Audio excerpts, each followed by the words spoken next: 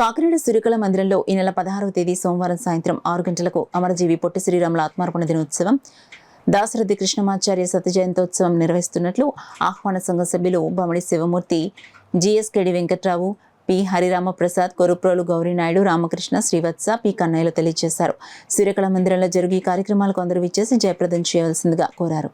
నీ జాతి గౌరవాన్ని నిలపరాని రాయప్రోలు వారన్న మన వాళ్ళకి పెద్దగా బాధ ఉండటం లేదు. అలవిమాలినటువంటి ప్రైవసీ ఇలాంటివన్నీ పెట్టుకుని మనం కుటుంబ వ్యవస్థని, మన సంస్కృతిని, మన భాషని మర్చిపోయి కడకి ఐక్యరాజ్య సమితి వారు త్వరలో కనిపించకుండా పోయే భాషల్లో ఈ తెలుగు ఉంది అని చెప్పించుకునే దుస్థితికి దిగజారాం.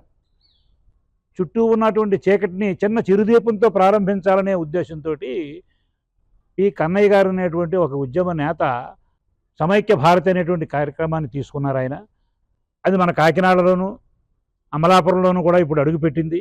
అయితే దీనికి ఎవరికి చెప్పాలి అంటే పిల్లలకు చెప్పినట్టయితే నేటి బాలలే రేపటి పౌరులు కనుక ముందు తరానికి మనం అందించినట్టు అవుద్దని ఈ శ్రీ పీఠికాపురాధీశ్వర కళాశాలలో పిల్లల కోసం జాతీయ సదస్సు పెద్ద పెద్దవారు అందరూ కూడా వివిధ విశ్వవిద్యాలయంలో ఉన్నటువంటి వాళ్ళ చేత ఉపన్యాసాలు చెప్పించి వాళ్ళలో చైతన్యం రగిలించడం మొట్టమొదటి ఆశయం. దర్శకులు సాలూరు వాసురావు గారు, అలాగే గురజాడ అప్పారావు గారు మునుమానవుడు మోపుదేవి విజయగోపాల్ గారు, నాగార్జున విశ్వవిద్యాలయం పూర్వపు రెక్టర్ డాక్టర్ వరప్రసాద్ మూర్తి గారు, ఆంధ్ర విశ్వవిద్యాలయం ఆచార్యులు ప్రేమానందం గారు, అదేవిధంగా నల్ల సత్యనారాయణ గారు, మౌలానా ఆజాద్ ఉర్దూ నేషనల్ యూనివర్సిటీ ఆచార్యులు డాక్టర్ జీవి రత్నాకర్ గారు వస్తున్నారు.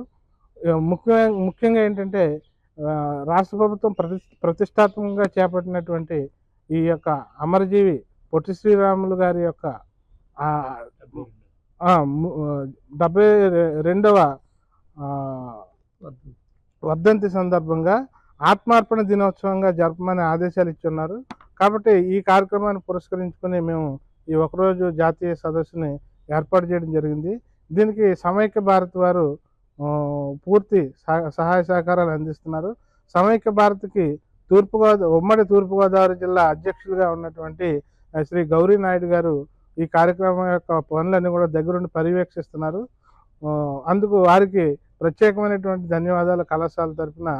తద్వారా ఈ సమైక్యతని సాధించడం కోసం సాయంత్రం సాలూరు రాజేశ్వరరావు గారు, వారి వారసులు వాసురావు గారు, అలాగే మన కాకినాడకి సంబంధించి అనేక ప్రముఖ గాయకులు, అలాగే సంగీత విద్వాంసులు వీళ్ళందరూ కూడా సాలూరు రాజేశ్వరరావు గారి ఆధ్వర్యంలో సూర్యకళా మందిరంలో సాయంత్రం 6 గంటల నుంచి ఆ కార్యక్రమం ముగిసేదాకా ఉదయంగా 10-11 దాకా ఈ మంచి సంగీత విభావరి ఏర్పాటు చేయడం జరిగింది. ఇది కాకినాడకి అదృష్టంగా భావిస్తూ, ముఖ్యంగా దీనికి ముందు అమలాపురంలో కూడా ఆదివారం సాయంత్రం సేమ్ కార్యక్రమం ఉంది గడియారపు సెంటర్లో.